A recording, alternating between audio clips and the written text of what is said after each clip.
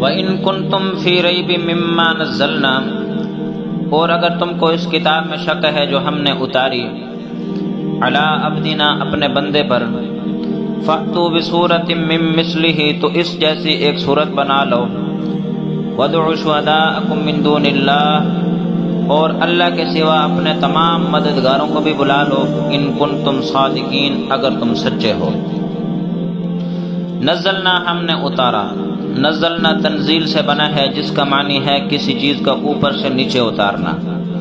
میرے بھائیو، اس جگہ قرآن مجید مراد ہے جو جبریل امین کے ذریعے اللہ تعالیٰ کی طرف سے رسول اللہ صلی اللہ علیہ وسلم پر رفتہ رفتہ اتارا گیا۔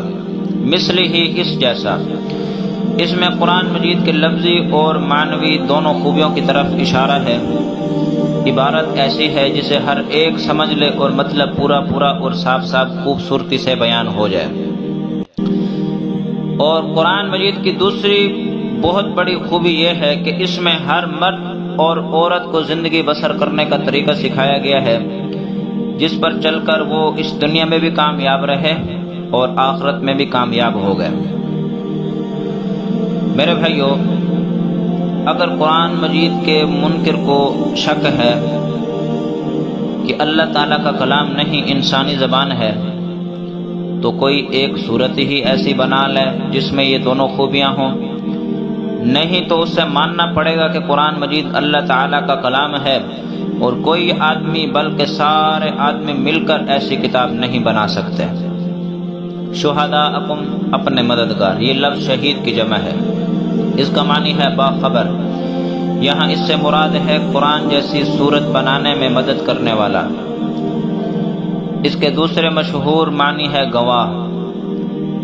اگر یہاں گواہ مراد لیا جائے تو معنی یہ ہوگا کہ ان لوگوں کو بلا لو جو تمہارے اس دعوے کی تصدیق کر دیں کہ تم نے کسی قرآنی صورت کا جواب لکھا ہے۔ میرے بھائیو دوستو، پچھلی آیاتوں میں اللہ تعالیٰ نے یہ بات بتائی تھی کہ تمام انسانوں کو پیدا کرنے والا اور قائم رکھنے والا وہی ہے، اس لیے عبادت کے لائق بھی وہی ہے۔ اس کو ثابت کرنے کے لیے ضروری تھا کہ رسول اکرم صلی اللہ علیہ وسلم کی نبوت کی دلیل سے ثابت کر دیا جائے، تاکہ لوگوں پر یہ ظاہر ہو جائے کہ قرآن جو رسول اللہ صلی اللہ علیہ وسلم کو عطا ہوا ہے وہ اللہ تعالیٰ کی طرف سے ہے۔ اسی وجہ سے توحید کے اعلان کے بعد رسالت کے اقرار کی دعوت دی گئی، اور لوگوں سے کہا گیا کہ اگر وہ نبی رسول اللہ صلی اللہ علیہ وسلم کی سچائی میں شک کرتے ہیں، اور اگر انہیں یہ گمان ہے کہ نعوذ باللہ یہ قرآن اللہ تعالیٰ کی طرف سے نہیں ہے، تو اس جیسا کلام پیش کر کے دکھائیں۔ اسلام کی ساری مخالف قومیں اور ان کے علماء آج تک ایسا نہیں کر سکے اور نہ ہی آئندہ ایسا کر سکیں گے۔ میرے بھائیو دوستو، قرآن مجید اپنی صداقت کی خود دلیل ہے۔ قرآن مجید اپنی صداقت کی خود دلیل ہے، کلام اللہ کا دعویٰ ہے۔ اگر انکار کرنے والے منکر اسے خدا کا کلام نہیں سمجھتے تو اس جیسا کلام بنا کر پیش کریں۔ اگر قرآن مجید کسی انسان کا بنایا ہوا یا نعوذ باللہ رسول کریم صلی اللہ علیہ وسلم نے اپنے دل سے گھڑ لیا ہے تو یقیناً وہ بھی ایسا کلام بنانے میں کامیاب ہو سکیں گے۔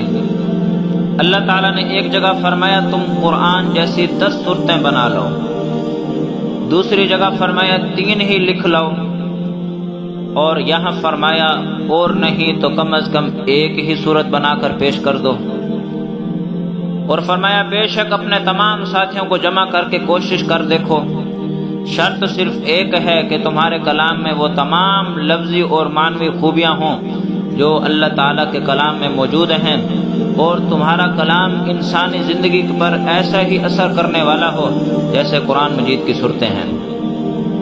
تو میرے بھائیو دوستو، اسلام سے پہلے عرب قوم دنیا کی دوسری قوموں سے اکثر باتوں میں پیچھے تھی۔ اخلاقی اعتبار سے وہ انسانیت کا جوہر کھو چکی تھی۔ معاشرتی اور معاشی زندگی میں عرب حد درجہ پست تھے، سیاسی شعور انہیں بالکل حاصل نہ تھا، مذہب اور دین کے تصور سے وہ کورے تھے۔ وہ بہادر ضرور تھے، لیکن جہالت اور تعصب نے انہیں ظالم اور جاہل بنا دیا تھا۔ اس کے بعد اللہ تعالیٰ نے اپنے حبیب پاک صلی اللہ علیہ وسلم کو یہ کلام دیا اور اس کے ذریعے یہی قوم دنیا کی پیشوا بن گئی۔ میرے بھائیو دوستو، وہ لکھنے پڑھنے سے قطعاً آشنا تھے،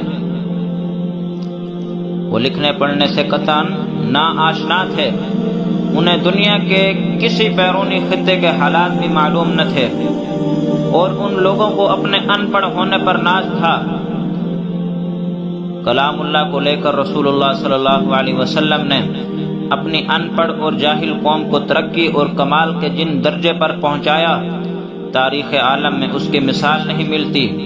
یہی عرب اس کلام کے ذریعے اخلاق، روحانیت، معاشیت، سیاست، حکومت، مذہب، زندگی کے ہر شعبے میں دنیا کی قوموں کے امام بن گئے۔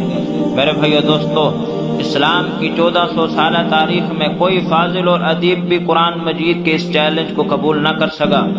خلیفہ ہارون رشید کے زمانے میں ابن مقنع اور چند صدیاں قبل لبنان کے فاضل ادیبوں نے سر توڑ کر کوششیں کی، مگر وہ سورۃ فاتحہ کی 7 آیاتوں کا جواب بھی نہ لکھ سکے۔